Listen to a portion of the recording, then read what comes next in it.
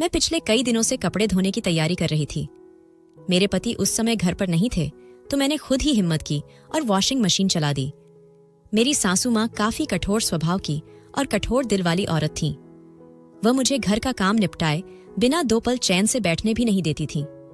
उस समय भी मैं जल्दी जल्दी काम पूरा करना चाह रही थी कि एक बार फिर बारिश शुरू हो गई, मगर मैं काम खत्म करने में देर कर रही थी। सर्दी के कारण अगले दिन मेरी तबीयत खराब हो गई थी। मैंने माहिर जी से कहा कि आज मुझ में ताकत नहीं है कि मैं काम कर सकूं, नाश्ता बाहर से ले आइए। मेरे पति चुपचाप बाहर चले गए थे। उनके जाने के बाद सासू माँ की तरफ से मुझे बुलावा आ गया कि मैंने नाश्ता बनाने में इतनी देर क्यों कर दी। मैंने अपनी बेटी के हाथ सासू माँ को सफाई भिजवाई। खुद जाकर उनका भाषण सुनने का मेरा बिल्कुल मन नहीं था, मगर सासू माँ ने इस बात को अपनी बेइज्जती समझ लिया और घुटनों को पकड़ती हुई हांफती कांपती मेरे कमरे में चली आईं। ए अंजलि, तू किस बात पर घमंड दिखा रही है? तू जानती है ना कि मुझे समय पर नाश्ता करना पसंद है, मगर तूने तो आज रसोई में झांक कर भी नहीं देखा। तू मुझे यह जताना चाहती है कि मैंने तेरे साथ बहुत जुल्म किया है? अरे इतना काम तो सामान्य घरों की लड़कियों को करने की आदत होती है। चल जल्दी से नाश्ता बना दे। तू चाहती है कि मेरा सुनील भूखा ऑफिस चला जाए? सासू माँ चिल्ला चिल्लाकर आदेश देती जा रही थी। मुझे इस बात पर बहुत दुख हुआ। सुनील भैया का ध्यान रखना मेरी जिम्मेदारी तो नहीं थी। उनकी पत्नी काजल देर तक सोती और फिर रानी की तरह नाश्ता करते ही घर से निकल जाती थी। उसको कभी सासू माँ ने कुछ नहीं कहा, क्योंकि वह अमीर घर की लड़की थी और सासू माँ की बहन की बेटी भी थी, इसलिए उसको किसी भी काम के लिए कोई कुछ नहीं कहता था। मेरे पिताजी साधारण से कर्मचारी थे और मेरा पहले से उनका कोई रिश्ता भी नहीं था, इसीलिए मुझे बार बार मेरी औकात याद दिलाई जाती थी। मैं हर समय यही सोचती रहती थी और दिमाग में जहर भरता जा रहा था। मैंने भी आखिर कह ही दिया, सासू माँ, काजल है ना, अपने पति का ख्याल रखने के लिए। मेरी तबीयत कल बरसती बारिश में कपड़े धोने की वजह से खराब हो गई है। मेरे इतना कहने की देर थी कि बड़ी बी ने जो डांट लगाई, माहिर जी ने आकर किसी तरह मामला शांत किया, मगर सासू माँ ने मेरे पति को खूब बातें सुना दी। जाने वह मेरे साथ साथ अपने बेटे को भी स्नेह की नजरों से नहीं देखती थी। कुछ तो ऐसा था जो मैं जानती नहीं थी। मेरे पति का भी अपनी माँ से व्यवहार बहुत अजीब सा था, मगर वह मुझे कभी सासू माँ के खिलाफ एक शब्द भी बोलने की इजाजत नहीं देते थे। मगर कभी अपनी माँ के पास 2 पल बैठना, उनकी तबीयत पूछना, कभी प्यार से अपनापन दिखाना, ऐसा कुछ भी नहीं करते थे। उनके बीच एक अजनबीपन की दीवार थी। ऐसा ही सुनील भैया के साथ भी था। मेरे पति अपनी माँ और छोटे भाई से दूर अकेले रहते थे। मैंने 1-2 बार जानना चाहा तो पति ने मुझे सख्ती से रोक दिया कि फालतू बातों पर बहस मत किया करो। यह सुनकर मैं चुप हो गई। फिर अचानक एक दिन सासू माँ को लकवा हो गया। उनकी हालत बहुत खराब थी। बोलचाल तो किसी हद तक ठीक थी, मगर शरीर पूरा बेकार हो गया और वे बिस्तर पर पड़ी रहीं। मैं पहले ही घर के कामों से बहुत परेशान थी। ऊपर से मेरे यहाँ बच्चा भी जन्म लेने वाला था और अब सासू माँ की सेवा करना एक नई मुश्किल बन गई थी। मेरे मायके वालों ने मुझे सलाह दी कि इस बुजुर्ग औरत को वृद्धाश्रम में भर्ती करवा दो। अब क्या सिर का दर्द पालना। काजल ने भी अपने पति को यही सलाह दी। अब मासी जी का ख्याल कौन रखेगा? तुम उन्हें वृद्धाश्रम में ही छोड़ आओ ताकि उनकी देखभाल ठीक से हो सके। मैं अपनी सामान्य जिंदगी को जारी रखूंगी। मुझसे किसी तरह की उम्मीद मत रखना। ऐसा न हो कि फिर तुम कहो कि माताजी की सेवा नहीं करती। मासी जी हर समय ऐतराज करती है। हर काम पर जल्दी जल्दी करने की जिद, हर बात में कमी निकालने की पुरानी आदत है। यह सब अंजलि सहन कर सकती है, मैं नहीं। उसके इस शोर मचाने पर सुनील भैया भी शायद तैयार हो चुके थे। यह सब तो अभी अपने तक ही रखा हुआ था। किसी दिन माताजी के सामने भी शायद यही बात कही जाती। अभी तो काजल माताजी से बहुत प्रेम जताती, उनके पास थोड़ी देर फुर्सत में बैठती, उन्हें डॉक्टर के पास लेकर जाती, और मैं यह दोहरा चेहरा देखकर हैरान रह जाती थी। यह औरत अपनी मासी के लिए अकेले में कैसे जहर उगलती है, मगर सामने बहुत अच्छी बन जाती है। मगर खैर, मुझे किसी भी मामले में बोलने की इजाजत नहीं थी, तो मैं बस सोच ही सकती थी। जिंदगी अपने सामान्य ढर्रे पर चल रही थी, मगर यह बाकी सबके लिए था।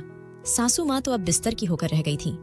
पहले जैसा हुक्म चलाना, पूरे घर के कामकाज की निगरानी करना और सबसे अहम बात, मुझ पर सख्त निगाह रखना कि हर काम समय पर हो, ये सब उनके लिए अब कुछ भी नहीं बचा था। अब वे बस बेबसी के साथ हर काम के लिए दूसरों को देखती रहती थीं। शाम का अंधेरा गहराने लगा तो कमरे में भी धीरे धीरे अंधेरा छाने लगा। मैं उस समय रसोई में थी और समय पर उनके कमरे में नहीं पहुंच पाई। तो घबराकर उन्होंने आवाज लगाने की कोशिश की, मगर हर कोशिश बेकार जाती देख उनकी आंखें तेजी से भीगने लगी थीं। उसी समय मैं दौड़कर उनके कमरे की ओर भागी और स्विच बोर्ड ढूंढकर कमरे में रोशनी कर दी। सासू माँ के कमरे की दीवारों से वीरानी और डर झलक रहा था। दवाइयों की तीखी सी महक, सलवटों वाला बिस्तर, झुर्रियों से भरा चेहरा और उस पर पसरी गहरी उदासी, ये सब जैसे हर गुजरते दिन के साथ और गहरा असर छोड़ रहे थे। आंखें जो कभी संतोष और खुशी में चमकती रहती थीं, अब गहरे दुख, पछतावे और आत्मग्लानि के मिले जुले भावों से फीकी पड़ चुकी थीं। मेरी सासू माँ एक सलीकेदार और नफासत पसंद महिला थीं, जो खुद को हमेशा सजाकर संवार कर रखती थीं। अच्छा पहनावा, अच्छा भोजन, अपनी पसंद के खाने को विशेष रूप से बनवाकर खाने की आदत रखने वाली औरत आज बिस्तर पर पड़ी थीं और डॉक्टर की सलाह के अनुसार फीके, उबले, साधारण परहेजी खाने पर निर्भर थीं। और इस सबसे ऊपर उनके चहेते बेटे और बहू का व्यवहार, जो बस मन मारकर जबरदस्ती 1-2 घंटे उनके पास बैठते थे और उनके चेहरे से साफ झलकता था कि वे यह सब सिर्फ एक मजबूरी के तहत कर रहे हैं। इन सब बातों ने उनके स्वभाव में चिड़चिड़ापन और बढ़ा दिया था। उस समय भी उनके शरीर में जैसे घबराहट भरी हुई थी। अंधेरे से डरने के बावजूद वह अंधेरे में तब तक रहने पर मजबूर थीं जब तक कोई कमरे में आकर रोशनी न कर दे। सुनील भैया तो जैसे उनके कमरे में एक बार झांकना भी पाप समझने लगे थे। सुनिश्चित रूप से सासू माँ को वह समय याद आता होगा जब घर में महफिलें जमी रहती थीं और उनमें जान डालने वाला व्यक्ति सुनील भैया ही हुआ करता था, जिसे हर वक्त माताजी पर स्नेह लुटाना अच्छा लगता था। मगर समय कभी एक जैसा नहीं रहता, कभी बहुत अच्छा हो जाता है और कभी इतना बुरा कि जिससे बीतती है उसे जीना भी बोझ लगने लगता है। सासू माँ की हर बात कभी आदेश जैसी होती थी। सब उनकी इज्जत करते थे। अपनी निजी जिंदगी के फैसले भी लोग उनकी राय और इच्छा से ही लिया करते थे। ऐसा नहीं था कि उन्होंने किसी पर दबाव डाला हो, बल्कि सबको उनसे सलाह लेने की आदत हो गई थी। शायद बचपन की आदत खत्म होने के लिए कोई खास वजह चाहिए होती है और सासू माँ की बीमारी ने सुनील जैसे अवसरवादी बेटे को वो वजह दे दी थी। लक्ष्मी देवी की वर्षों की सत्ता एक झटके में उनसे छिन गई थी। मेरे पति तो जाने क्यों हर मामले में खुद को अलग ही रखते थे। सासू माँ भी ज्यादा महत्व और अपनापन सुनील को ही दिखाती थी। उसके खाने पीने की चिंता, उसके आराम का ध्यान रखना। अगर कभी उसे कोई तकलीफ होती तो सासू माँ परेशान बिल्ली की तरह हर समय उसके पीछे रहती और चौकस होकर यह देखती कि कहीं वह बेचैन न हो जाए। परहेज करते समय उसे तकलीफ न हो। अपने हाथों से उसका पसंदीदा सूप, कभी मछली, अंडा, ताजे फल और दूसरी पौष्टिक चीजें उसके पास रखती थीं और चंद दिनों में बेटा पूरी तरह स्वस्थ हो जाता था। आज उन्हीं माताजी के इन मुश्किल दिनों में वही बेटा कोई परवाह नहीं करता। उस माँ के लिए तो बेटे की मौजूदगी ही एक दवा जैसी थी। आज अगर कोई उनकी सेवा कर रहा था तो वह मैं ही थी, क्योंकि लाख सख्ती दिखा लेती। वह औरत मेरे पति की माता थी, तो मैंने भी उन्हें हमेशा सगी माँ का दर्जा दिया और दिल से उनका सम्मान किया। मेरी माँ तो मेरे जन्म के समय ही चल बसी थी। मैं सासू माँ से अपनी माँ की कमी पूरी करती थी और अब बीमारी के दिनों में भी दिल से उनकी सेवा कर रही थी। हर समय डांट सुनकर आदेश मानती थी और थोड़ी सी देर होने पर खूब बातें भी सुनती थी। अनाड्डीपन के ताने और लापरवाह जैसे शब्द सुनकर भी सब सहती थी। कभी दिल का बोझ हल्का करने के लिए पति से कुछ कहती तो वह समझते कि मैं उनकी माँ की बुराई कर रही हूँ और मुझे बहुत बुरी तरह डांट देते। तुमसे बड़ी हैं, अगर कुछ समझा देती हैं तो इसमें आपत्ति की क्या बात है। हर समय मुझे ऊल झलूल बातें मत सुनाया करो, मैं घर के मामलों में दखल नहीं देना चाहता। और मैं बस चुप रह जाती कि आखिर अपना दिल हल्का करने को पति का सहारा न लूं तो किसका लूं। शायद बेटा भी माँ जैसा ही है। मेरे जज्बातों और भावनाओं की इन लोगों को कोई परवाह ही नहीं। बस उनकी हर जरूरत पूरी होनी चाहिए, फिर चाहे मैं जीऊं या मरूं, उन्हें कोई फर्क नहीं पड़ता। आज माताजी के साथ समय बिताना, उनके उलझे बाल संवार कर बांधना, सिर में तेल लगाकर मालिश करना, इधर उधर की बातों से उनका मन बहलाना, हर छोटा बड़ा काम मैं कर देती थी। मगर मायके वाले हर समय सलाह देते, इतनी सेवा करके क्या मिलेगा, या तो बुढ़िया मर जाएगी या फिर से पैरों पर खड़ी होकर तेरा जीना मुश्किल कर देगी। ऊपर वाले ने तेरे लिए एक राह बनाई है तो क्यों खुद को मुश्किल में डाल रही है। पहली फुर्सत में पति को समझाकर इस सास को वृद्धाश्रम भेज दे। और ऐसी सलाह सुनकर मैं तड़प उठती थी। क्या किसी इंसान की सख्त मिजाजी की इतनी बड़ी सजा दी जा सकती है कि उसे घर और परिवार से दूर कर दिया जाए। उन्होंने काम के मामले में सख्ती जरूर की थी, मगर न तो कभी मारा पीटा, न ही पति को मेरे खिलाफ भड़काया, न ही खाने पीने के लिए कभी तंग किया। फिर मैं उनसे इतनी नफरत कैसे कर सकती थी। मैंने अपने कान बंद कर लिए और किसी की सलाह नहीं मानी। सासू माँ का हर तरह से ध्यान रखा, मगर उनके दिल का क्या करती, जिसमें बस सुनील, उसकी पत्नी और बेटी ही बसते थे। उन तीनों को देखकर सासू माँ जैसे फिर से जी उठती थी। उनका मन हर वक्त सुनील और काजल की राह तकता रहता, और फिर आंखें, जो हर आहट पर दरवाजे की ओर उठती थीं, निराश होकर नम हो जाया करती थीं। उनकी ये पीड़ा मुझसे देखी नहीं जाती थी। अगर सासू माँ को छोटे बेटे से ज्यादा लगाव था, तो उसे भी अपनी माता से वैसा ही प्रेम करना चाहिए था, उनकी चिंता करनी चाहिए थी। मगर वे लोग न प्रेम दिखाते, न ही कर्तव्य समझकर भी माताजी का आशीर्वाद लेने के लिए नियमित रूप से आते थे। माहिर जी, जो मेरे पति थे, उनकी मोहब्बत भी बड़ी अजीब किस्म की थी। चुपचाप और छुपी हुई, बिना किसी शब्द का सहारा लिए, अपने भावों को जताने वाली एक गुप्त प्रेम भावना, जिसे मैं कभी समझ ही नहीं पाई थी। मेरे पति ने माताजी के सामने कभी ऊंची आवाज में बात नहीं की, बदतमीजी करने का तो सवाल ही नहीं उठता था। कभी किसी बात पर कोई आपत्ति नहीं जताई, कभी पलटकर जवाब तक नहीं दिया। मेरे साथ तो उनके सामने भी अक्सर सासू माँ बहुत गलत व्यवहार करती थीं। मेरे बेटे को भी वैसा स्नेह नहीं देती थीं, जैसे सनील की बेटी परिणा को, जो उनकी लाडली थी। सनील और परिणा उनके दुलारे थे, और फिर भी कभी कभी उनकी बातों से असहमति जता देते थे।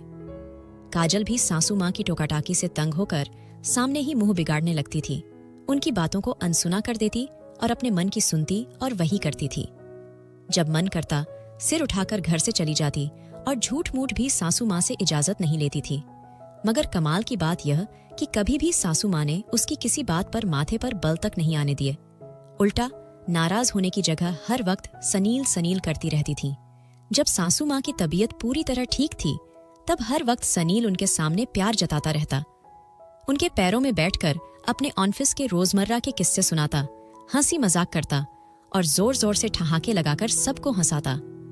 कभी माँ के पैर छूता तो कभी उन्हें बाहों में भरकर जोर से भींच लेता, कभी हाथों को चूमता तो कभी माथे को चूमकर लक्ष्मी देवी को एक पल में 7वें आसमान तक पहुंचा देता। और दूर बैठकर चुपचाप ये सारे दृश्य देखने वाले मेरे पति की आंखों में एक अजीब सी प्यास, ईर्ष्या और उलझन के मिले जुले भाव देखकर मैं बहुत परेशान हो जाती थी। मेरे पति का हर अंदाज माताजी से प्रेम जताने वाला था, मगर कभी अपनी भावनाओं को शब्दों में ढालने की चाह नहीं की, कभी जताने की कोशिश नहीं की, अपने जज्बातों को अपने भीतर ही छुपा कर रखा। मगर घर के हर सदस्य की सुविधा, खुशी और जरूरत के लिए दिन रात मेहनत की, लगन से काम किया और बिना कहे सबकी जरूरतों का ध्यान रखा। मेरे पति माहिर जी आज भी वैसे ही चुपचाप बिना जताए बहुत कुछ कर रहे थे। माँ की दवाओं का ध्यान रखना, समय पर चेकअप करवाने ले जाना, डॉक्टर की हिदायत के अनुसार सासू माँ को व्यायाम कराना, रोज ऑफिस जाते समय और लौटते हुए उनके पास कुछ देर बैठना, उनके पैर छूकर आशीर्वाद लेना। मैं भी सासू माँ की सेवा करते हुए हर समय व्यस्त रहने लगी थी। पति के लिए समय नहीं निकाल पाती थी। मुझे उनके साथ देखकर भी वे चुपचाप पलट जाते और वहां से चले जाते। कभी होठों पर कोई शिकायत नहीं लाते, मगर उनकी आंखों में तैरती हुई हसरत, कुछ खो देने का डर और अधूरेपन की एक दुनिया बस चुकी थी। और यह सब देखकर मैं कभी कभी डर जाती थी। वह एक सख्त अनुशासन प्रिय इंसान थे, अन्याय सहन नहीं करते थे। माता की बात पर चुप रहना तो उनकी इज्जत करना था। मगर एक बात जो मैंने गहराई से महसूस की, वह यह थी कि वह घर के विशेषकर सनील से जुड़ी किसी भी बात में बोलने की गलती नहीं करते थे। और सासू माँ ने भी इस बात को स्वीकार किया था कि माहिर मेरा आज्ञाकारी बेटा है, उसे माँ की चिंता है। मगर छोटे को कुछ कह दो या उसकी तारीफ भी कर दो तो वह सहन नहीं कर पाता, नाराज हो जाता है। और मैं बस सोचकर रह जाती कि बड़ा बेटा इतना जिम्मेदार और ध्यान रखने वाला व्यक्ति है, तो सनील इतना स्वार्थी और जलने वाला कैसे है? हर बात पर नाराज क्यों हो जाता है? और सासू माँ भी उसे समझाने की जगह उसकी खुशी में बड़े बेटे के साथ हर बार अन्याय क्यों कर देती है? क्या यह बात वह छोटे को नहीं समझा सकती थी कि अपने भाई से ईर्ष्या मत किया करो? इसी तरह अच्छे बुरे दिन बीतते जा रहे थे कि एक दिन सासू माँ को लकवा हो गया। उनकी तबीयत 2 दिन तक बहुत खराब रही। उनकी चिंता में घर का पूरा सिस्टम बिखर कर रह गया। किसी को कुछ समझ ही नहीं आ रहा था कि आगे क्या किया जाए। घर का पूरा प्रबंधन उन्हीं के कंधों पर था। अब सब कुछ गड़बड़ा गया था और सिद्धांत रूप से यह सारा काम मुझे संभालना चाहिए था, क्योंकि सासू माँ के आदर और सम्मान के चलते भले ही उनके कहने पर सही, मगर घर मेरे सहारे पर ही चल रहा था। लेकिन अस्पतालों से छुट्टी मिलते ही बिना कुछ कहे काजल ने पूरा प्रबंधन खुद ही संभाल लिया। अब सासू माँ की तरह वही मुझ पर आदेश चलाने लगी। यह सब उसने बहुत चालाकी से किया। परेशानी और चिंता में डूबी हुई मैं समझ ही नहीं पाई कि काजल भी मुझ पर हुकूमत करने लगी थी। बस डांटने के बजाय वह चापलूसी करती। खाने तो हमें अंजलि दीदी के हाथ के ही पसंद हैं, सफाई तो वही अच्छे से कर सकती है। पति चुप थे, अब भी कुछ नहीं कहते थे तो मैं भी चुप हो गई। काजल ने शुरुआत में तो सासू माँ के पास बैठकर उन्हें दिलासा दिया, उनका ध्यान रखा और यही कहती रही, घबराना नहीं है, मैं आपका हमेशा ध्यान रखूंगी और जल्दी ही आप पहले की तरह चलने फिरने लगेंगी। कभी कहती, आप जल्दी ठीक हो जाएं, हम सब आपको फिर से पहले जैसा पूरे घर पर अधिकार जताते हुए देखना चाहते हैं। सनील और मैं आपको बहुत याद करते हैं, वगैरह वगैरह। मगर यह अपनापन और दिखावा कुछ ही दिनों तक चला और फिर काजल भी इस सब से ऊब गई। एक दिन उसने साफ शब्दों में कह दिया, सनील, माताजी को वृद्धाश्रम में छोड़ आते हैं, मुझे पूरा विश्वास है वहां पर उनकी देखभाल अच्छे तरीके से होगी तो जल्दी ठीक हो जाएंगी। यहाँ तो कोई इतना जानकार भी नहीं है, किसी को क्या पता कि इस हालत में कैसे सावधानी बरतनी है और कैसी व्यायाम करानी है। माताजी की तबीयत लगातार बिगड़ती जा रही है, हमें किसी अनुभवी डॉक्टर का भी प्रबंध कर देना चाहिए। इस दौरान हम भी समय निकालकर हर दूसरे दिन माताजी के पास जाया करेंगे तो उनका मन भी लगा रहेगा। काजल ने अपनी राय रखते हुए अपने पति की सहमति चाही तो वह भी कहने लगा, हाँ, यह अच्छी बात है, मुझे भी माताजी की बहुत चिंता रहती है। हमारे पास समय ही नहीं होता कि उन पर पूरी निगरानी के साथ इलाज और दवाइयों की जिम्मेदारी निभा सकें। और अंजलि दीदी को भी शायद ज्यादा जानकारी न हो कि ऐसे रोगी की देखभाल कैसे होनी चाहिए और कितनी सावधानी जरूरी होती है। मैं इन दोनों स्वार्थी और दोहरे चेहरे वाले लोगों की बातें और फैसले करने का तरीका देख रही थी और अपने पति की ओर देखने लगी। मुझे पूरा विश्वास था कि आज सनील को मेरे पति बिल्कुल नहीं छोड़ेंगे और उसे अच्छी तरह समझा देंगे, मगर वह तो आज इतने नाजुक मौके पर भी चुपचाप सिर झुकाकर एक ओर हट गए, जैसे उन्हें इस पूरे मामले से कोई लेना देना ही नहीं हो कि कौन क्या फैसला ले रहा है। जबकि सासू माँ उनकी भी माँ थी, वे भी इस घर का हिस्सा थे, तो उन्हें पूरा अधिकार था निर्णय लेने का। मगर नहीं, मेरे पतिदेव भले ही स्वार्थी और संवेदनहीन न रहे हों, पर हद से ज्यादा डरपोक और कमजोर इंसान जरूर थे। सनील तो बस ऊंची आवाज में बोलकर सबको डराने की कोशिश करता था। उसके पास इतनी भी हिम्मत नहीं थी कि बड़े भाई के सामने डटकर खड़ा हो सके। जब मेरे पति ने सिर झुका लिया था तो मैं क्या कर सकती थी। मैंने माहिर जी को बहुत समझाने की कोशिश की, मगर वे भी शायद अब अंदर से सुन्न हो चुके थे। अब मैंने निराशा की स्थिति में अपनी सासू माँ की ओर देखा, जिनकी किस्मत का फैसला उनके सामने ही किया जा रहा था, यह जानते हुए भी कि उनके कान बिल्कुल ठीक हैं। एक समय था जब वे इस पूरे घर की रानी थीं और आज इसी घर में उनके लिए कोई जगह नहीं रह गई थी। उनकी आंखें भीग चुकी थीं और दुख और अविश्वास के साथ अपने लिए तय किए गए ठिकाने को सुनकर बहुत परेशान हो रही थीं। यह सब देखकर मेरा मन बहुत बेचैन हो गया। जाने कैसे उस समय मुझ में इतनी हिम्मत आई कि मैंने अपने पति के बार बार मना करने के बावजूद यह बात कह ही दी। सासू माँ का ध्यान मैं रख सकती हूँ, उनकी दवाइयां मैंने कभी नहीं छोड़ी और न ही कोई लापरवाही की है। ये माँ है, क्या ऐसे ही उन्हें एक बोझ समझकर अपने सिर से उतार कर फेंक देंगे? क्या आप लोगों के बचपन में सासू माँ ने भी ऐसा किया था कि यह बच्चा ज्यादा परेशान करता है तो इसे किसी अनाथालय में दाखिल करवा देते हैं? नहीं, उन्होंने माँ होने का फर्ज निभाया है। तो आज जब उन्हें हमारी जरूरत है, हम कैसे उन्हें बेसहारा बुजुर्गों के बीच छोड़ आएं? उनसे किसी ने पूछा है कि वे क्या चाहती हैं? वे अपना घर, अपनी दुनिया छोड़कर कभी नहीं जाना चाहेंगी, जहां उनके सुनहरे दिनों की यादें और उनके बच्चों की आवाजें बसी हुई हैं। यही सब तो उनका सहारा है। अगर यह भी छीन लिया तो शायद माताजी जीते जी मर जाएंगी। सनील मेरी बात पर शर्मिंदा हो गया था और बाकी सब भी एकदम सन्न रह गए थे। कुछ क्षणों के लिए कमरे में भारी चुप्पी छा गई थी। फिर धीरे धीरे सनील भैया, उनकी पत्नी और माहिर जी भी कमरे से बाहर चले गए। सासू माँ की आंखों से 2 आंसू की बूंदें बहकर तकिए में समा गईं।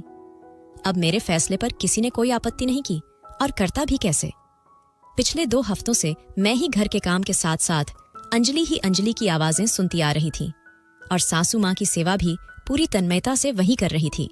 फिर अब अगर मैं पूरी तरह से यह जिम्मेदारी अपने कंधों पर ले लेती तो किसी को क्या आपत्ति होनी थी, या क्या फर्क पड़ता सिवाय अंजलि के, जिसने इस घर में ही सब काम फुर्ती से करना सीखा था। अब मैं हर रोज सुबह अंधेरे में सबसे पहले माताजी के कमरे में पहुंचती पानी गर्म करती, सासू माँ का मुंह हाथ तौलिए से साफ करती, उनके कपड़े बदलती, माहिर जी की मदद से बिस्तर की चादर बदलती, पूरे कमरे की सफाई करती और फिर सूप तैयार होते ही सबसे पहले सासू माँ को नाश्ता करवाती, फिर घर के दूसरे कामों में लग जाती थी और समय समय पर सासू माँ के कमरे में झांककर उनकी निगरानी करती रहती कि कहीं वे आवाज तो नहीं दे रहीं या कोई जरूरत तो नहीं पड़ गई है। रात में खाना माहिर जी बाहर से लाने लगे थे और सनील भैया अपनी पत्नी और बेटी के साथ बाहर जाकर खाना खा रहे थे। इस दौरान मैं भी सासू माँ के शरीर पर तेल की मालिश करती, उन्हें व्यायाम करवाती, उनके सिरहाने बैठकर दिन भर की बातें सुनाती और छोटी छोटी निरर्थक सी बातें करते हुए उनका मन बहलाती थी। अब सुबह होती तो अंजलि सबसे पहले माताजी के कमरे में जाती, पानी गर्म करती, तौलिया भिगोकर उनका चेहरा धोती, रात में शरीर की मालिश करती, दिन में समय पर दवा देती, उनके कपड़े बदलती और उनके साथ हल्की फुल्की बातें करती।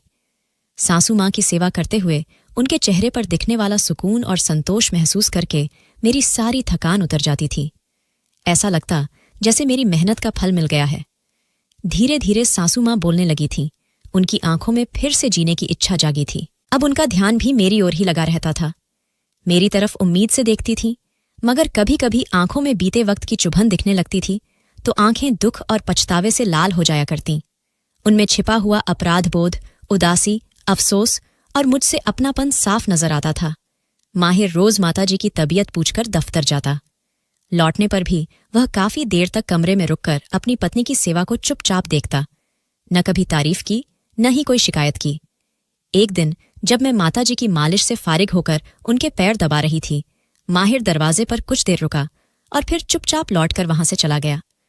मेरे पति की आंखें अब भी वैसी ही अजीब सी थीं, न कोई खुशी, न दुख, न अपनापन, न नफरत।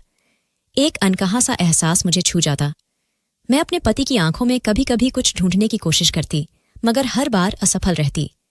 माहिर जी की आंखें हमेशा की तरह बहुत रहस्यमय, शांत और ठंडी होती थीं। कभी अजनबीपन तो कभी अपनापन पल भर के लिए दिखता और फिर वही ठंडे और अनजाने से भाव। सासू माँ के चारों ओर जिंदगी जैसे ठहर गई थी, बेजान और बेरंग सी। यह जिंदगी शायद उन्हें अंदर ही अंदर तोड़ रही थी। तबीयत में सुधार के साथ साथ निराशा बढ़ती जा रही थी। जिस बेटे पर इतना गर्व था वह दिन ब दिन दूर होता जा रहा था। उसकी बेरुखी और स्वार्थ खुलकर सामने आने लगा था, जैसे वह निडर हो गया हो या फिर पत्नी की हाँ में हाँ मिलाते हुए यह जान ही नहीं पाया कि माँ को कितना अकेला छोड़ चुका है, कितनी तकलीफ दे रहा है। उसका रवैया देखकर मैं भी दुखी हो जाती थी। अपने बीते व्यवहारों पर सासू माँ हर समय मेरे सामने बेहद शर्मिंदा रहा करती थी। अंजलि, तू मेरी बहू नहीं तो बेटी की तरह है। मेरी सासू माँ यानी लक्ष्मी देवी हर बार मेरी सेवा करने पर आंखों में अपराध बोध और अपनत्व की चमक लिए ऐसा कहा करती थीं और फिर घंटों किसी सोच में डूबी रहती थीं, जैसे कोई निर्णय लेना चाहती हो मगर समझ नहीं पा रही थीं। फिर जैसे किसी नतीजे पर पहुंचकर एक दिन मुझसे कहने लगीं, सनील को बुलाओ, मुझे उससे बात करनी है। सासू माँ के कहने पर मैंने सनील को संदेश दे दिया कि माताजी को कुछ कहना है, जब भी समय मिले उनके पास चले जाना। उसने यूं ही सिर हिला दिया, मगर 3 दिन तक उसने माताजी की ओर झांक कर भी नहीं देखा। सासू माँ बार बार मुझे संदेश देकर भेजती रहीं। कई दिन टालने के बाद आखिरकार एक दिन बहुत मजबूरी में सनील माताजी के पास पहुंचा। माताजी, मैं बहुत व्यस्त हो गया हूं, आप बार बार मुझे क्यों बुला रही हैं? अपने चेहरे पर आई हुई झुंझलाहट को वह बहुत कोशिश के बाद भी छुपा नहीं पाया। वकील को बुला ना है। उनके होठों से ये शब्द टूट कर निकले। सनील यह सुनकर चौंक गया। वकील? लक्ष्मी देवी ने धीरे से सिर हिलाया। उनकी आंखों में गंभीरता थी, जैसे कोई बड़ा फैसला लेना हो। एक पल के लिए सनील भी रुक सा गया, मगर फिर यह सोचकर कि शायद माताजी अपनी दुकानें और घर मेरे नाम करना चाहती हैं, वह मन ही मन खुश हो गया। अच्छा है, जीवन में ही मुझे मेरा हक मिल जाए तो कोर्ट कचहरी के चक्कर लगाने की जरूरत नहीं पड़ेगी। यह सोचकर उसने माताजी का कांपता हुआ हाथ पकड़कर अपने होठों से लगा लिया और अगले ही दिन वकील को घर बुला लाया। कमरे में कुछ देर तक तो धीमी धीमी आवाजें आती रहीं, फिर जैसे कोई अस्वीकार्य बात सुनकर कोई आपत्ति की हो, कुछ देर तक कमरे में ऊंची आवाजें सुनाई दीं। फिर बातें होते होते वहां एक गहरा सन्नाटा छा गया और देर तक कोई बाहर नहीं आया। मैंने भी इस ओर ध्यान देना ठीक नहीं समझा। जो भी मामला है माँ बेटे के बीच का है, यह सोचकर मैंने सिर झटक दिया और अपने कामों में व्यस्त हो गई। एक सुनहरी सुबह मैं नाश्ता कर रही थी कि सनील भैया के मोबाइल पर किसी का संदेश आया, जिसे पढ़कर उसके चेहरे पर खुशी और जीत की चमक उभर आई थी। कागजात तैयार हैं, दस्तखत हो जाएं तो सब कुछ बिल्कुल ठीक हो जाएगा। उसने मुस्कुराती हुई आंखों के साथ अपनी पत्नी को वकील का संदेश सुनाते हुए जैसे आंखों ही आंखों में कोई इशारे भी किए थे। मगर उस समय मुझे किसी बात का अंदाजा ही नहीं हुआ था। अगर मुझे जरा भी भनक होती तो शायद मैं वह सब कुछ कभी होने ही न देती। अपना अधिकार छोड़ना या अन्याय पर चुप रह जाना मूर्खता के सिवा कुछ नहीं होता। अगले ही दिन दोपहर के समय जब वकील साहब घर आए तो सनील भी वहीं पर मौजूद था। माताजी के सिरहाने खड़े होकर बहुत चिंता जाहिर करता, उनका सिर सहलाता, जैसे अब तक वही अपनी मां की देखभाल और सेवा में दिन रात लगा हुआ हो, और बाकी तो जैसे किसी को परवाह ही नहीं थी। मैं दवा के समय सासू मां के पास गई, उन्हें दवा दी और फिर अपने कमरे में लौट आई। और मेरे पति माहिर जी उस समय भी घर पर मौजूद नहीं थे और पहले भी कुछ दिनों से अलग थलग से थे। सासू मां के पास एक पल के लिए भी नहीं गए थे। वह एक बेहद भोला इंसान था जो 2 पल अपनी मां की इच्छा पर भी घर रुककर वकील से मिल नहीं पाया। शायद ऊपर वाले को भी यही मंजूर था कि सब कुछ सनील की मर्जी और चाहत के मुताबिक होता चला गया। सनील ने बड़ी चालाकी से वसीयत को भी अपने काबू में ले लिया। सारे कागजातों पर दस्तखत भी करवा लिए और कमरे में झगड़ा होने की वजह क्या थी यह भी किसी दूसरे को नहीं बताया। एक बात जो इस वकील के आने और फिर सारे मामले सुलझा लिए जाने के बाद से अंजलि ने महसूस की, वह था सनील और काजल का बदला हुआ बर्ताव। उनके लहजे में अब रूखापन और घमंड था। अब सासू मां के बुलाने पर भी वे दोनों साफ मना कर देते कि वक्त नहीं है, माताजी को कहना कुछ नहीं होता, बस हर समय बुला लेती है, उनका तो बच्चों जैसा हाल हो गया है। ये शब्द बोलते हुए एक पल को भी वो दोनों शर्मिंदा नहीं हुए थे। सर्द और अजनबी सा माहौल पूरे घर में भर गया था। शायद माताजी ने भी ये बर्ताव महसूस कर लिए थे और कुछ शर्मिंदा सी थीं।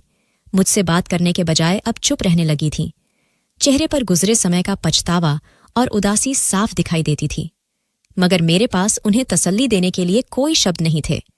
दिन उसी तरह खामोश और उदास से बीत रहे थे कि एक दिन सासू मां की तबीयत फिर से बिगड़ने लगी। उस वक्त सनील और काजल तैयार होकर खरीदारी वगैरह के इरादे से घर से निकल रहे थे। मैंने उनसे बहुत विनती की कि सासू मां को पहले डॉक्टर के पास लेकर जाना है। माहिर जी किसी मीटिंग के लिए गए हुए थे और उनसे संपर्क भी नहीं हो पा रहा था। काजल ने जबरदस्ती सनील को साथ लिया और दरवाजे से बाहर निकल गई। मैंने जो मेरे बस में था सब करके देख लिया। सासू मां बहुत तकलीफ में थीं, लेकिन मैं कुछ नहीं कर पाई। लाचार होकर उन्हें अंतिम सांसें लेते देख रही थी। उनकी आंखों में वीरानी और बेटे की बेरुखी का दर्द साफ झलक रहा था। सांसें डगमगाने लगीं, चेहरा पीला पड़ गया और पूरा शरीर कांपने लगा। उसी पल माहिर जी घर पहुंच गए। हमेशा की तरह माताजी के लिए ताज़ा फल और रात का खाना लिए हुए वो संतोष भरे मन से घर में दाखिल हुए, मगर कमरे के दरवाजे से भीतर कदम रखते ही माहौल कुछ बदला बदला सा लगा। सासू मां की हालत देखकर मुझसे इतना भी न हो सका कि पलट कर देख लेती कि दरवाजे पर आहट कैसी है। वो छोटे छोटे कदमों से बिस्तर के पास चले आए। माँ जी, आवाज में कांप थी, आंखों में अविश्वास। एक पल को जैसे उनकी धड़कन भी रुक गई थी। हाथ में मौजूद फल जमीन पर गिरकर बिखर गए थे, मगर माहिर जी को अब कुछ समझ नहीं आ रहा था। माँ जी, आपने मुझे भी तो बेटा माना था ना? एक बार बेटा कहकर तो देखती, एक बार मुझे बुलाती, मैं सब कुछ छोड़कर दौड़ा चला आता। आप तो मेरा इंतजार करने लगी थी, आज क्यों बिना बताए मुंह मोड़ लिया? मैं आपका अपना बेटा नहीं था, इसीलिए मुझे कभी काबिल नहीं समझा। माहिर के दिल की दुनिया उजड़ चुकी थी और पास खड़ी मैं हर सच्चाई से अनजान माहिर जी को बिखरते हुए देख रही थी। उस दिन माहिर जी किसी छोटे बच्चे की तरह रोए थे जिसकी माँ उसका हाथ छोड़ देती है, जिसे माँ के बिना चलना मुश्किल लगता है। थोड़ी देर बाद फिर से दरवाजा खुला और सनील भीतर दाखिल हुआ। माँ को पुकारते हुए वह कुछ कहना चाहता था शायद, मगर सामने का दृश्य देखकर पल भर में समझ गया कि वह बहुत देर कर चुका है। उसे एक झटका सा लगा था। उससे पहले कि वह जमीन पर मुंह के बल गिरता, उसने दीवार का सहारा लिया। कुछ पल तक गहरे गहरे सांस लेकर वह तेजी से आगे बढ़ा और माताजी के चरणों को छूने लगा। मैं आपसे नाराज था ना माताजी, मुझे आपसे मिलने आना था, मगर उस दिन के झगड़े ने मेरे कदम हर बार आपकी ओर बढ़ने से रोक दिए। मुझे खुद पर भी गुस्सा था, मगर मैं फिर भी उस दिन आया था ना माताजी। मुझसे नाराज मत होइए, आप तो मुझे मनाया करती थीं। मुझे ऐसी आदत क्यों डाल दी जो आप पूरी नहीं कर पाईं? आप। सनील ने माताजी के पास बैठकर उनका हाथ थाम लिया, जो अब ठंडा हो चुका था, और जो बातें वह कर रहा था वे अब उन तक पहुंच ही नहीं सकीं, क्योंकि अब बहुत देर हो चुकी थी। उसकी आंखों में आंसू आ गए, होंठ भींचे हुए थे। शायद रोना नहीं चाहता था और चेहरे पर चिंता की परछाइयां उभर आई थीं। वह खुद से भी नजरें चुरा रहा था। कई दिनों से माताजी की तबीयत ठीक नहीं थी, मगर वह सिर्फ अपनी अहम की संतुष्टि के लिए एक बार भी उनके सामने नहीं आया। अब पछतावा हो रहा था, मगर अब क्या फायदा। कुछ देर और वहां बैठकर वह तेजी से उठा और बाहर चला गया। माहिर मेरे पति वहीं मां के सिरहाने बैठे कभी उनके बाल सहलाते तो कभी उनके पैर पकड़कर टूट कर रोने लगते। वो तो जैसे किसी और ही दुनिया में खो गए थे। मैंने 2-3 बार उन्हें पुकारा भी, मगर कोई जवाब नहीं मिला। मैंने कंधे पर हाथ रखकर दिलासा देना चाहा, तो बस इतना ही बोल पाए, मेरे पास अब कुछ बचा ही नहीं। पिताजी के बाद अब मां जी भी मुझे छोड़कर चली गईं। ये शब्द बोलते हुए जैसे वे बहुत पीड़ा में लग रहे थे। मेरे पति को गहरा सदमा पहुंचा था और मैं ये सच्चा प्रेम देखकर हैरान थी। मुझे तो लगता था कि सनील अपनी मां से बहुत प्रेम करता है, मगर मेरे पति केवल कर्तव्य निभा रहे थे। यहां तो उल्टा हो गया, सनील ने मां को बिल्कुल भुला दिया था, जबकि मेरे पति ने बीमारी में मां के और भी पास जाकर उनका ध्यान रखा और अपने व्यवहार से सच्चा प्रेम जता दिया। सासू मां बड़े बेटे के दिखावे और छोटे बेटे की सच्ची सेवा देखकर इस दुनिया से जा चुकी थीं। कमरे में गहरा शोक, सूनापन और एक डरावनी सी खामोशी छा गई थी। कुछ दिनों तक शोक में रहने के बाद वकील साहब दोबारा से वसीयत लेकर आए और हम सभी को एक हॉल में बुला लिया। मगर वसीयत सुनकर मेरा दिमाग जैसे सुन्न हो गया। सासू मां ने अपनी पूरी जायदाद उस मतलब परस्त बेटे को सौंप दी थी। मेरे पति के हिस्से में एक फूटी कौड़ी भी नहीं थी। घर भी अब सिर्फ सनील का ही था। यह वसीयत सुनकर मैं कुछ बोलने ही वाली थी कि मेरे पति एक झटके से उठे और सीधे अपने कमरे में चले गए। मैं अपने पति को समझाने के लिए कमरे में गई तो उन्होंने तेजी से हाथ चलाकर एक छोटे से बैग में अपने और बेटे के कुछ जरूरी कागजात रख लिए थे। मुझे आता देख बोले, अपना सारा सामान समेट लो और कमरे की वो चीजें रख लो जो मैंने खरीद कर दी थीं। उसके अलावा किसी भी चीज को मत छूना। मैं चुपचाप उनके चेहरे के भाव देख रही थी। शायद वो भी गहरे सदमे में थे कि उनके साथ अन्याय हुआ है।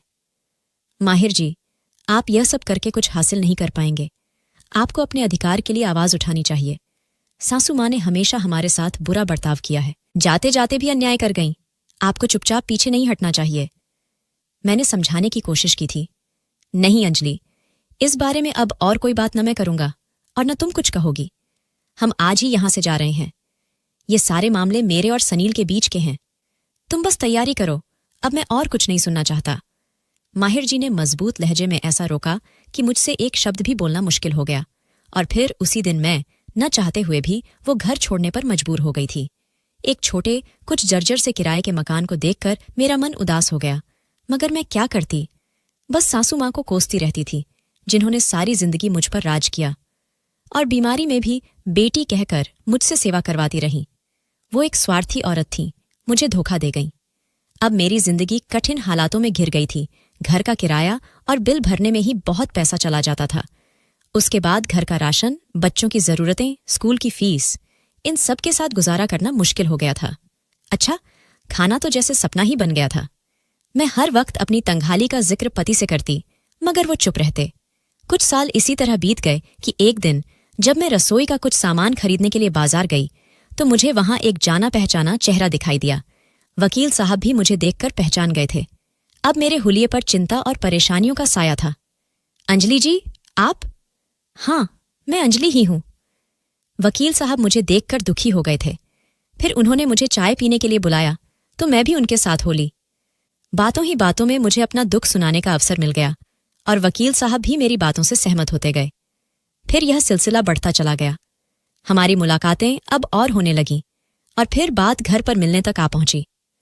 उन दिनों मैंने माहिर जी से शिकवे शिकायतें करना भी बंद कर दिया था, बल्कि मैं अब खुश रहने लगी थी। अंजलि, तुम चिंता मत करो, मैं तुम्हें वह सब दिलाऊंगा जो तुम्हारा अधिकार है। बीता हुआ समय तो वापस नहीं आ सकता, मगर आने वाला समय बदला जा सकता है। जी बिल्कुल, और मैं भी खुशी खुशी यह सब पाना चाहती हूं। अगले दिन पार्क में मिलने का समय तय हुआ। उसी वक्त माहिर जी वहां गुस्से से भरे चेहरे के साथ पहुंच गए। उन्हें देखकर हम घबरा गए थे, मगर उन्होंने सिर्फ घूर कर देखा और चुप हो गए तो मुझे थोड़ी राहत महसूस हुई। अगले ही दिन पार्क में मेरे पति ने आकर जैसे हमला कर दिया, तो तुमने मेरी बुरी हालत से तंग आकर ये रास्ता चुना है? वकील साहब मामला बिगड़ता देख वहां से चले गए। दिन रात मेहनत करके मैं खुद को भुला बैठा हूं और तुम यहां किसी और आदमी के साथ बैठकर। बात अधूरी छोड़कर उन्होंने होंठ भींच लिए और एक ही पल में मुझे तुच्छ बना डाला। अगर मैं तुम्हें इतना बुरा लगता हूं तो साफ कह देती, मैं तुम्हें तलाक दे देता। मेरे साथ ये खेल तो न खेलती। माहिर जी, आप गलत समझ रहे हैं, ऐसा कुछ नहीं है। मैं एक पल को शर्मिंदा हुई थी क्योंकि गलती तो मेरी ही थी। कैसा नहीं है, मैंने कल भी बहुत कुछ सुन लिया था और आज तुम्हें इस आदमी के साथ खुश देखा भी है। बस कीजिए माहिर जी, मैं तो आपको जल्द एक सरप्राइज देने वाली थी। आपकी खातिर ही यह सब कर रही थी, मगर आप तो मुझ पर शक करने लगे हैं। मेरी जिंदगी में किसी और पुरुष की कोई जगह नहीं है। कैसा अधिकार अंजलि, मैं पहले भी कह चुका हूं, मुझे कुछ नहीं चाहिए, न ही वो मेरा कोई हक है। मैं तो एक बेसहारा बच्चा था जो गलियों में भटकता था। सनील के माता पिता ने मुझे गोद लेकर मुझ पर उपकार किया, मुझे खाना दिया, अच्छे कपड़े पहनाए, शिक्षा दिलवाई और अपने पैरों पर खड़ा होने लायक बनाया। वो मेरे उपकारी हैं, उन्हीं की वजह से मैं तुमसे विवाह कर पाया, वरना शायद आज भी किसी कोने में भीख मांग रहा होता या शायद अब तक मर चुका होता। वो सब तो पहले से ही सनील का है। यह सुनकर मैं हैरान रह गई थी। क्या यह भी एक सच्चाई हो सकती थी? मैंने कभी सोचा ही नहीं था। ठीक है, मैं यह नहीं जानती थी, मगर सासू माँ ने मेरे साथ अन्याय नहीं किया था। मैं सनील से अपना अधिकार लेकर रहूंगी। सासू माँ ने मेरी सेवा का प्रतिफल मुझे दिया था। अपनी संपत्ति का 30% हिस्सा उन्होंने मेरे नाम कर दिया था। इसी बात पर सनील ने उनसे झगड़ा भी किया और फिर जबरदस्ती वकील साहब से वसीयत भी बदलवा ली। तुम्हें यह सब कैसे पता चला? और यह आदमी कौन है जो तुमसे रोज मिलने आता है? माहिर को विश्वास नहीं हो रहा था। यह वकील साहब हैं, इन्हीं के पास असली वसीयत है। उस दिन बाजार में वकील साहब से मुलाकात हुई थी तो उन्होंने मुझे सब बताया और मेरा साथ देने का वादा भी किया। वकील तुम्हारा साथ क्यों दे रहा है? अगर पहले सनील का दिया था तो? माहिर जी सवालों पर सवाल करने लगे। वकील साहब मजबूर थे। आपने तो खामोशी अख्तियार कर ली थी, तो वो क्या कर सकते थे? अब जब मैंने अपना अधिकार पाने की इच्छा जताई है तो वकील साहब ने भी मेरा साथ देने का फैसला किया है। उनकी नीयत कभी भी गलत नहीं थी। कभी वकील साहब ने मुझसे इस काम के अलावा कोई बात नहीं की, इसलिए मैं भी चुपचाप सब कर रही थी। सनील को वकील साहब ने नोटिस भेजा है और यह बताया कि असली वसीयत वे मुझे सौंप चुके हैं और मैं उन पर मुकदमा करने वाली हूं ताकि अदालत के जरिए अपना अधिकार वापस पा सकूं। फिर सनील एक डरपोक इंसान है। पिछले कुछ वर्षों तक तो मजे से रौब झाड़ता रहा। अब पुलिस और अदालत का नाम सुनकर घबरा गया है और बिना किसी झंझट या कानूनी कार्यवाही के मेरा हिस्सा मुझे वापस देने को तैयार हो गया है। कल वकील साहब यही बताने के लिए घर तक आ गए थे। कल सनील वकील साहब के दफ्तर में आने वाला है और मैं सफल होकर तुम्हें सब कुछ बताने वाली थी। मुझे माफ कर दो, मैंने तुम पर शक किया, मगर तुम्हारे बदले हुए व्यवहार से मैं भी डर गया था। रात भर यही सोचता रहा कि शायद अब तुम्हें रोक नहीं पाऊंगा। मैं तुमसे बहुत प्रेम करता हूं अंजलि, तुम्हें खोना नहीं चाहता था, इसीलिए घबराहट में सब कुछ गलत कर बैठा। माहिर जी मुझे गले लगाकर अपनी गलती के लिए क्षमा मांग रहे थे और मैं भी कुछ पल पहले की गलतफहमी को भूलकर इसी बात पर प्रसन्न हो गई थी कि मेरे पति को भी मुझसे प्रेम है। अब मुझे किसी बात की चिंता नहीं थी। सनील ने मेरा हिस्सा मेरे नाम कर दिया था, जिसकी वजह से मैं इतनी स्वार्थी बनी हुई थी। मैंने सासू माँ की सेवा जायदाद की खातिर नहीं की थी, मगर बाद में हर समय उन्हें कोसती रही। यह बात मुझे शर्मिंदा करने के लिए काफी थी। हालांकि इस संपत्ति की सहायता से हम एक अच्छा सा नया घर ले पाए, अगर और कुछ समय में हमारे आर्थिक हालात काफी बेहतर हो गए थे। मैं बहुत भाग्यशाली हूं कि मुझे तुम्हारे जैसी पत्नी मिली है। जानती हो, जब तुमने सबके खिलाफ जाकर माँ जी की सेवा करने का निर्णय लिया था तो मुझे बहुत प्रसन्नता हुई थी। तुम्हारे प्रेम में कभी भी बेवफाई शामिल नहीं रही और मुझे तुम्हारी यही बात सबसे अच्छी लगती है। तुमने बिना कुछ कहे मेरा मान रखा है। अगर तुम न होती तो शायद मैं कभी इतना संतुष्ट महसूस नहीं कर पाता। माहिर जी ने इतना सुंदर भाव प्रकट कर मेरा हौसला और आत्मबल कई गुना बढ़ा दिया था। दोस्तों, वीडियो कैसा लगा कमेंट करके जरूर बताएं। वीडियो को लाइक और चैनल को सब्सक्राइब जरूर करें।